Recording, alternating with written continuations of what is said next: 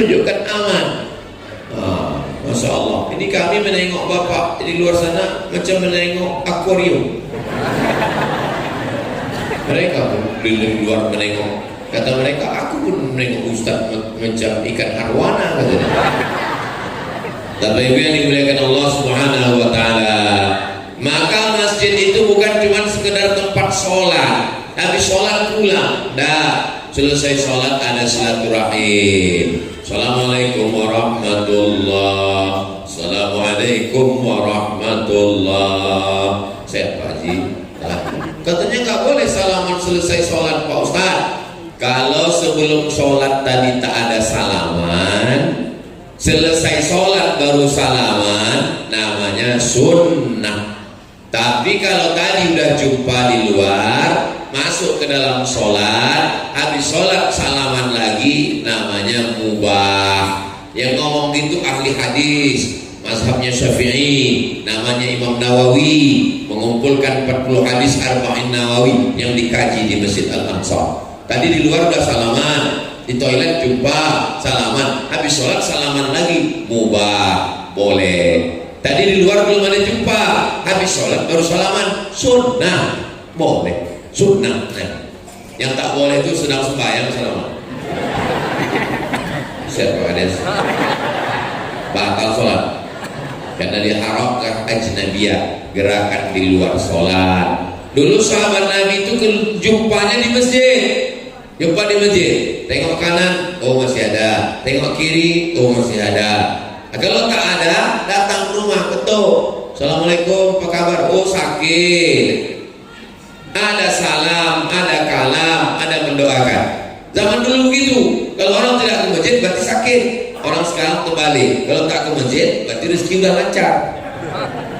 Dulu waktu susah 7 kali ke masjid. Subuh, zuhur, asar, maghrib, isya, tahajud, witir, duha.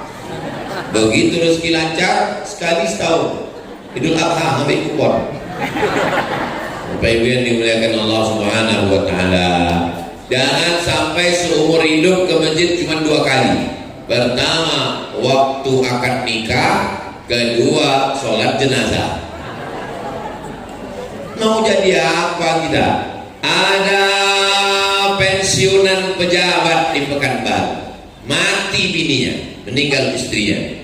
Datanglah jamaah kita, Pak, kita bawa jenazah istri bapak ke masjid, kita sholatkan ya. Jangan bawa istri saya kulit, marah dia. Saya tanya, kenapa dia marah? Kami pun tak tahu Pak Ustaz. Jangan bawa istri saya kulit. Rupanya dia tak pernah ke masjid. Malu. Orang kalau sudah terbiasa ke masjid, sebelum pensiun ke masjid, udah pensiun ke masjid, nggak masalah. Tapi kalau sebelum pensiun tak pernah ke masjid, itu mau melangkahkan kaki ke masjid itu sungkan, segan, malu. Mau masuk ke masjid itu tengok-tengok, seakan-akan biji mata orang tengok dia semua. Tapi kalau udah terbiasa ke masjid, cuek aja, biasa aja. Tapi kalau tak terbiasa ke masjid, begitu selesai tak aktif lagi mau ke masjid, sungkan, akhirnya malu ke masjid, duduk di rumah. Pagi nonton TV, siang nonton TV, malam nonton TV, nonton tinju Mike Tyson. Kalau Mike Tyson, umat darah tinggi, mati. Mau jadi apa kita? Ramai di tengah kesunyian, sunyi di tengah keramaian. Kota Pekanbaru yang ramai, penduduknya 1,2 juta orang, tinggal di komplek ramai, tapi sunyi di rumah sendirian, hanya menonton sinetron, film hantu lah. Pas mau tidur datang hantu tuh. Saudara yang dimuliakan Allah Subhanahu wa Ta'ala, maka tidak ada yang paling nyaman, indah kecuali datang ke masjid. Pas ada pengajian, duduk. Saya tak tahan Pak Ustaz pengaji ini, mengantuk saya Pak Ustaz, dia tidur. Saya belum pernah lagi dalam sejarah pengajian marah dengan jamaah tidur, belum pernah. Tontonlah semua video saya, belum pernah saya mempermalukan jamaah. Kenapa tidur? Tak pernah. Kenapa? Karena saya jumpa orang kaya, rumahnya besar, mobilnya banyak, duitnya banyak, nggak bisa tidur berhari-hari. Pergi ke rumah sakit Jalan Ahmad Yani, jumpa Pak Dokter Darisman, dikasih obat tidur 1 papan. barulah bisa tidur. Nama penyakitnya insomnia. Jam 2 malam berkedip-kedip biji mata tak mau tidur. Makanya kalau ada jamaah tuh tidur waktu saya sedang pengajian, itu berarti hatinya sudah tenang. Berarti pengajian itu sudah masuk ke lubuk hatinya yang paling dalam. Apa yang mau kita cari hidup ini? Yang mau kita cari hidup ini kan tenang kan? Orang kaya beli mobil mahal supaya apa? Supaya tenang. Buat rumah megah 2 lantai 4 lantai, yang mau dicari itu apa? Tenang. Menikah itu tujuannya apa? Sakinah. Sakinah itu apa? Tenang. Tak juga tenang, pergi ke diskotik, pergi ke night club, pergi dugem itu artinya duduk sambil gemetar. Nyanyikan lagu dangdut tak tenang, nyanyi lagu rock tak tenang, nyanyi lagu jazz tak tenang, nyanyi heavy metal tak tenang, nyanyi R&B tak juga tenang. Akhirnya makan pil anjing gila, abang enggak?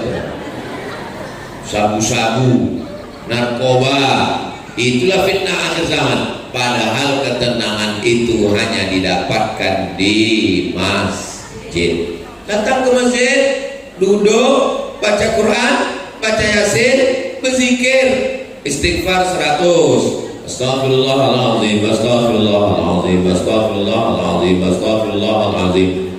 Apa gunanya tasbih yang banyak di rumah itu?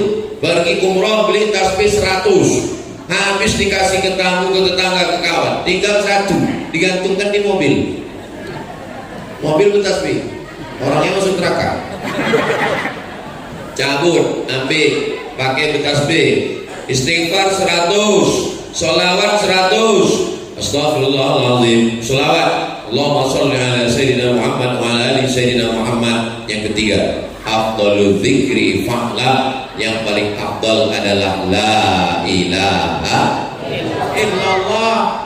Kalau diperturutkan mata menengok handphone, ada radiasi ke biji mata, maka payah tidur. 10, jam 11, jam 12, jam 1, jam 2 tak tidur. Pertama menengok handphone, lama-lama handphone itu menengok dia.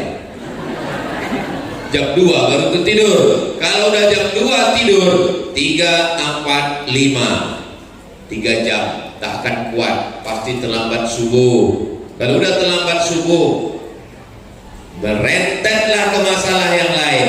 Subuh terlambat, kerja terlambat, macet, tak mandi pula, hanya pakai parfum, lupa gosok gigi. Orang senyum, awak senyum, rupanya senyum orang sudah lain. Merempet kemana-mana, menjadi masalah. Tapi kalau tidur cepat, ini balik dari sini jam 10, pengajian setengah 9, setengah 10 selesai, pulang ke rumah jam 10 tidur. Saya nggak bisa tidur cepat Pak Ustadz, matikan handphone. Tidur cepat, nggak bisa juga tertidur Pak Ustadz, matikan TV, matikan laptop, matikan komputer semua. Nggak bisa tidur, matikan lampu. Laki saya bercakap, matikan dia. Suruh dia mau tidur. Tak juga bisa tidur, makan antimo. Belah 2 makan, supaya cepat tidur. Siang jangan banyak tidur. Kenapa? Biar cepat tidur malam. Kalau makan setengah antimo, jangan makan 2 papan. Idul Adha baru bangun. Tidur ini wajib kata dokter 8 jam. Kalau tidak tidur 8 jam kena penyakit 6L, lemah, letih, lesu, letoy, loyo, lunglai. Maka ada kebutuhan badan. Tidur sudah cukup, bangun subuh, mandi bersih. Terapi mandi subuh. Saya tak pernah meninggalkan subuh tak mandi. Tak bisa saya sholat subuh tak mandi, bergetah badan saya macam ikan lele kena oli rasanya. Saya kalau bangun pagi saya mesti mandi.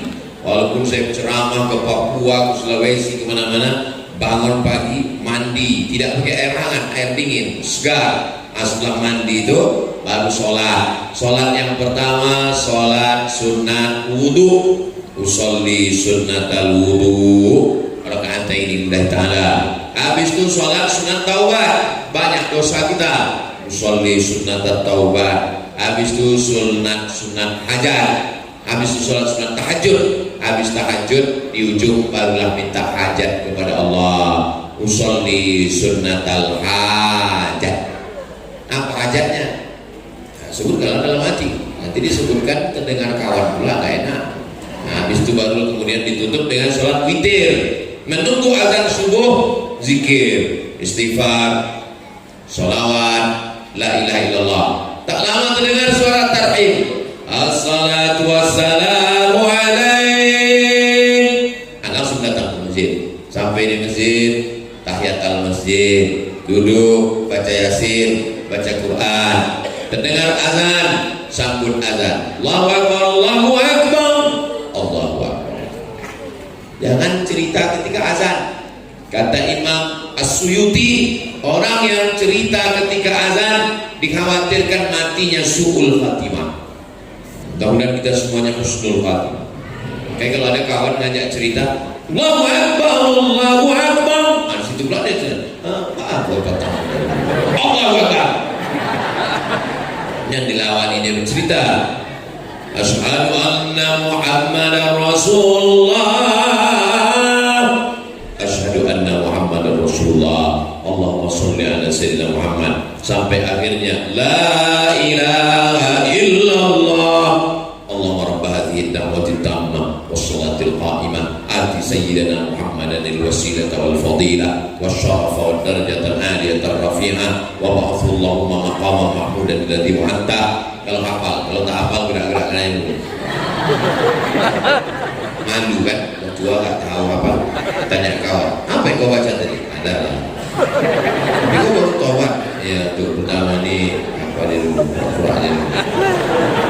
Bukan wajib, sunnah. Baik, siapa yang menyambut azan ditutup dengan doa wasilah, wajabat lahu syafaati, wajib dia mendapatkan syafaatku. Mudah-mudahan kita semua termasuk yang dapat syafaat Nabi Muhammad SAW.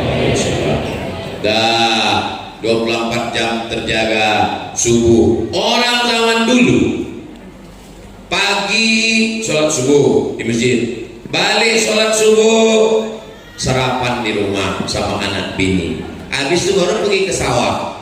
Nanti pas siang mandi dia di sawah, sempat makan siang sama bini. Datang bini bawakan rantang ikan asin sama kangkung, sempat makan di pondok, enaknya. Habis itu pulang petang, asar di rumah, maghrib di rumah, isya di rumah. Orang sekarang belum ayam berkokok dia udah bangun. Kata ayam, apa dia aku lagi? Bangun cepat, takut macet. Tinggal di kota metropolitan Jakarta, Surabaya, Medan, Pekanbaru, berangkat macet, jam. Sholat subuh tinggal, sholat zuhur meeting, rapat, evaluasi, kejar target. Sholat asar tinggal, sholat maghrib macet, sholat isya sholat aja dia tinggal, Tuhan aja dia sia-siakan, apalagi kamu. Ini manusia modern zaman sekarang. Berangkat pagi, anak masih tidur. Pulang sore, anak sudah tidur. Tak pernah jumpa. Orang zaman dulu, pagi sebentar di sawah, jaga toko, pulang. Malam habis isya, pulang dari surau, mati lampu. Anak 10. Kenapa? Tak ada TV, tak ada hiburan. Orang sekarang nonton TV, tengok laptop, tengok Instagram, tengok ini, tak sempat, sibuk, kan tak bisa dikirim melalui Bluetooth. Lalu bagaimana kehidupan orang modern ini? Kaya pun tidak juga, senang pun tidak juga, sholat ketinggalan, akhirnya umur 40-50 dibawa ke rumah sakit, gembung terus. Kenapa? Kena penyakit mah akut gara-gara selalu tidak makan karena terlalu sibuk mencari makan. Kan aneh manusia ini. Dipegang dokter perutnya, Bapak ini sering gak makannya. Memang betul, Bapak sering gak makan gara-gara sibuk nyari makan. Duit yang ditransfer dapat, duit gaji, duit pokok, SPPD, uang tunjang, uang sikut, uang sundul, uang tanduk. Kemana lah pergi duit itu? Hanya sebentar di rekening bank, habis itu diambil dokter spesialis.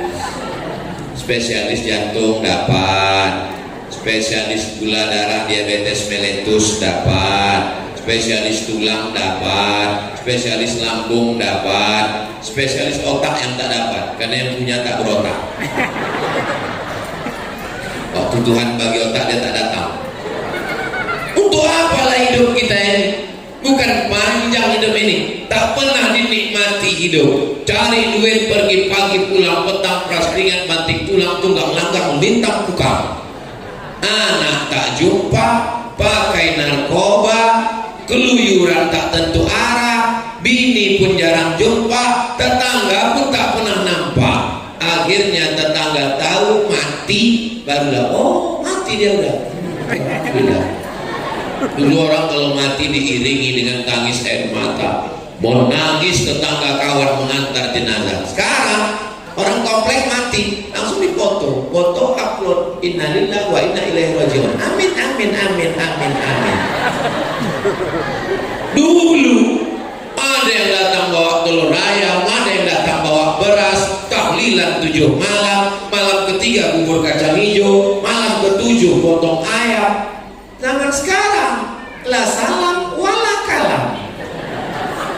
Mau jadi apa manusia modern ini? Padahal indahnya persaudaraan itu adalah ketika kita bersama di masjid.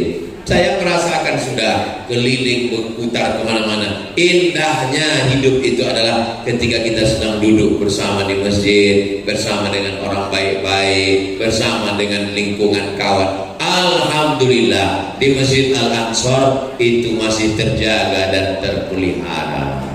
Kenapa dari tadi kami tengok Ustaz Somad nih megang mikrofon nih pakai tangan kanan, baru dapat cincin baru. Dikasih sama Bapak Angkatan Udara tadi, carinya saya ke dalam. Mana Ustaz Somad?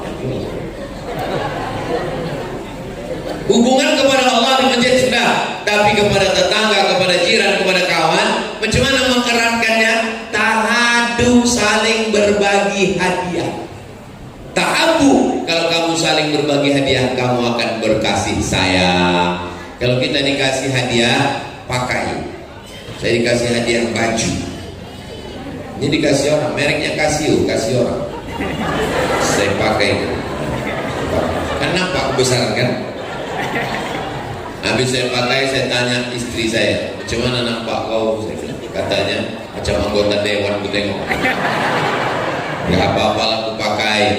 Kenapa kalau tak saya pakai ini? Kalau saya pakai kan ditontonnya, oh dipakai Ustaz baju yang ku kasih. Kalau tak saya pakai, apa kerjanya? Udah dijual Ustaz tuh. Orang suka kalau yang kita kasih itu dipakai. Wa amma bi ni'mati rabbika fahadis. Ke tetangga, aku tak kaya Pak Ustaz, tak bisa ngasih baju, tak bisa ngasih cincin. La tahtiranna minal ma'rufi syai'a. Jangan sepelekan perbuatan baik. Sekecil apa? Antul qiya antal qa'afaka biwajhin talqin. Jumpa dengan orang wajah cerah. Tak bisa ngasih duit, tak bisa ngasih gulai, tak bisa ngasih makan, tak bisa ngasih cincin, tak bisa ngasih baju. Jumpa dengan wajah cerah. Kalau bahasa kampung awak, keep your smile. Kalau saya tengok dari senyum jamaah Al-Ansor ini, orangnya tak ada utang. Dari mana Ustaz tahu? Orang kalau ada banyak beban, nggak bisa senyumnya lepas macam ini. Dia tertahan. Jadi ini kan lepas, itu makanya. Mudah-mudahan yang ada utang segera dilunaskan Allah.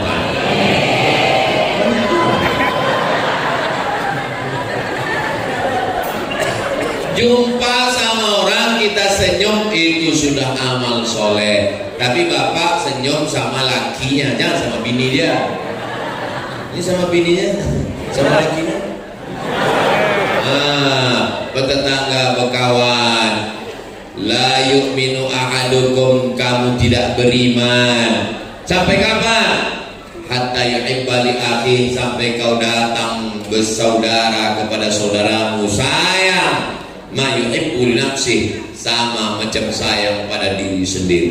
Idza tabakhta fa aktsir ma'aha, kalau masak gulai banyakkan kuahnya kata Nabi. Kalau masak gulai banyakkan kuahnya kata Nabi. Kata sahabat, untuk apa banyak ya Rasulullah? Bagi tetangga. Jadi kalau masyarakat sekitar Masjid Al-Ansor ini sudah terbiasa membagi daging, ayam, ikan, lanjutkan. Yang gara-gara ini kuah. Kenapa ibu masih kuah terus? Atau sama kuah aja. Aku juga yang kena. Nah, watawasaw bil haq watawasaw bis sabr, saling tegur menegur. Kau anak Pak Haji kan? Iya. Yang dekat Masjid Al-Ansor, iya. Ini kau kenapa datang jalan-jalan sama itu siapa? Tak boleh dua-dua bonceng-boncengan, ini tak marah. Ini abang saya. Oh, abangmu ya. Yang mana? Yang kuliah di Jogja. Masya Allah. Kenapa dia putih kau hitam? Dia lahir siang, saya malam. Banyak orang sekarang tak peduli sama anak tetangga. Mau dibawa orang, mau dibonceng orang, mau bukan yang penting bukan anakku. Oh, nggak bisa begitu. Jangan urus anak saya, urus saja anak kamu. Ini privasi saya. Itu bukan ajaran Islam. Ajaran Islam itu amar ma'ruf nahi mungkar bertetangga. Tetangga kita itu berapa rumah? 40 rumah ke kanan, 40 rumah ke kiri, 40 rumah ke muka, 40 rumah ke belakang. Nah, itulah tetangga kawan kita. Kalau mati kita, takkan mungkin saudara kandung kita yang jauh itu yang datang. Nah, mereka inilah, kalau ditunggu saudara kita yang jauh datang menunggu tiket pesawatnya lagi, berulat jenazah kita, baru dia sampai. Maka bertetangga jangan sombong, jangan aku. Ini banyak orang bertetangga sombong. Kalau pergi pertemuan, acara, kenduri, arisan, tangan masuk kantong. Kalau tak orang ulurkan tak mau duluan. Mendongak ke atas saja nengok. Dalam besek. Apalah salahnya jumpa ngulurkan tangan? Rugi rupanya gitu kita ngulurkan tangan. Apa salahnya? Assalamualaikum. Apa kabar Pak? Apa kabar Bang? Apa kabar Cik? Apa kabar Makcik? Apa kabar Tulang? Apa kabar Encik? Tuan-tuan saudara sekalian. Begitu. Mamin muslimah ini, dua orang muslim jumpa. Yaltaqiyani bertatap muka wa yatasafa.